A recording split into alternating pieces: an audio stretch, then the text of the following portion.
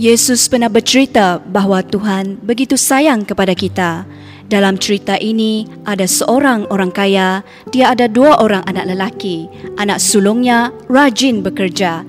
Dia selalu berharap untuk menguruskan ladang bapaknya. Tetapi anak bongsunya mahu tinggal di pekan untuk menjalani kehidupan yang mewah. Kata anak bongsu kepada bapaknya, "Bapa, berikanlah bahagian hartaku yang ada pada bapa sekarang." Kamu ingin benar berbuat demikian? Padaku, di dunia ini tiada apa lagi yang begitu penting. Baiklah, jika kamu fikir bahawa dunia ini boleh menghiburkan dirimu, nah, inilah hak milikmu. Tapi, beritahu aku apa yang akan kamu buat dengan wang ini. Untuk memulakan kehidupan yang baru di pekan.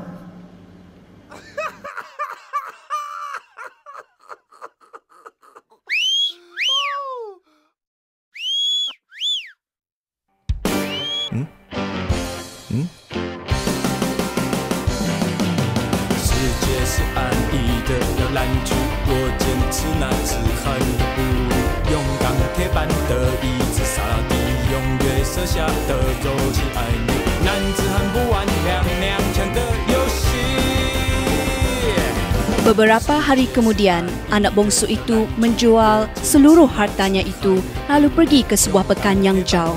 Di sana, dia memboroskan harta miliknya itu dengan kehidupan berfoya-foya.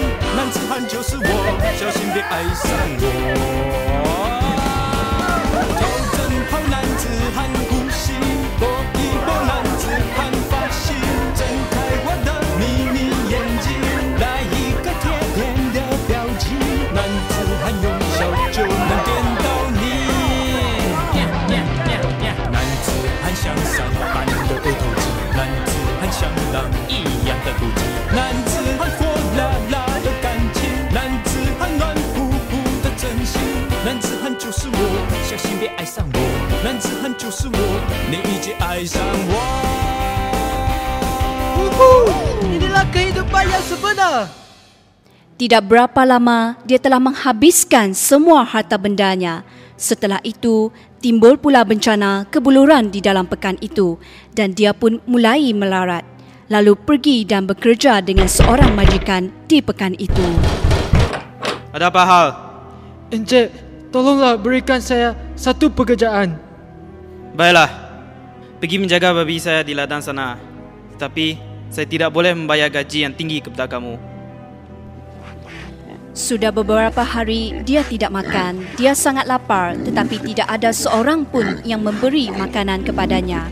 Oleh sebab itu, dia mengisi perutnya dengan makanan babi. Maka sedarlah dirinya bahawa betapa pedihnya keadaan begini. Betapa banyaknya orang upahan bapakku yang hampir berlimpah-limpah makanan mereka. Tetapi aku di sini hampir mati kelaparan. Aku akan bangun dan pergi kepada bapakku dan berkata kepadanya, "Bapa, Aku telah berdosa kepada Tuhan dan Bapa. Jadikanlah aku sebagai salah seorang upahan Bapa.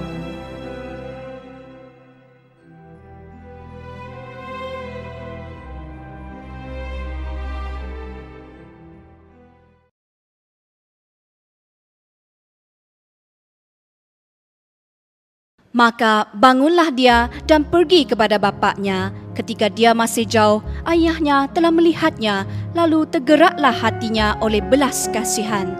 Ayahnya terus berlari untuk mendapatkan dia, lalu merangkul dan mencium dia. Bapa, bodohnya diri saya.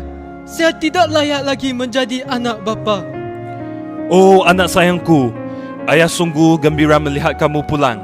Oi akau, lekaslah. Bawa kemari juban terbaik. Pakailah juban ke badannya dan kenakan cincin pada jarinya dan kasut pada kakinya. Ambillah anak lembu tambun itu, sembelihkan dan marilah kita makan dan bersuka cita. Sebab anakku ini telah mati dan bangkit kembali. Dia telah hilang dan didapati kembali.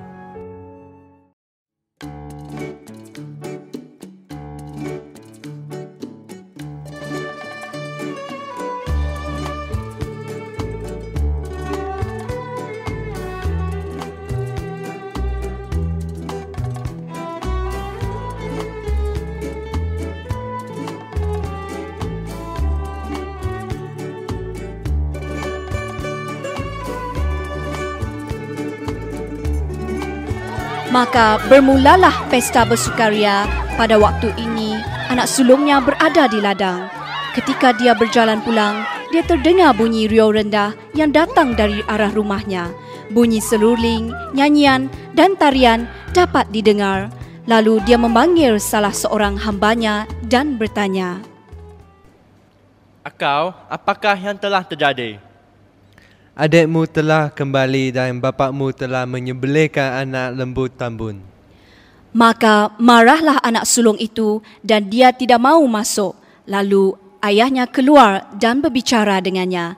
Tetapi dia membalas kata bapaknya, Telah bertahun-tahun aku melayani bapa dan belum pernah aku melanggar perintah bapa. Tetapi kepada aku belum pernah bapa berikan seekor anak kambing untukku bersukaria dengan sahabat-sahabatku. Tetapi baru saja datang anak bapa yang telah memboroskan harta kekayaan bapa bersama-sama dengan pelacur-pelacur. Maka bapa menyembelih anak lembu tambun itu untuk dia. Oh ya anakku, engkau selalu bersama-sama dengan aku dan segala kepunyaanku adalah kepunyaanmu juga. Kita patut bersukacita dan menjadi hidup kembali kerana adikmu yang telah hilang dan akhirnya didapati kembali. dalam cerita ini, watak bapa itu umpama Tuhan kita, sebab Tuhan ingin manusia di seluruh dunia mendekatinya. Tidak kira betapa banyaknya kesilapan yang kita buat, Dia sentiasa mencintai kita. Tuhan cinta akan semua anaknya di dunia ini.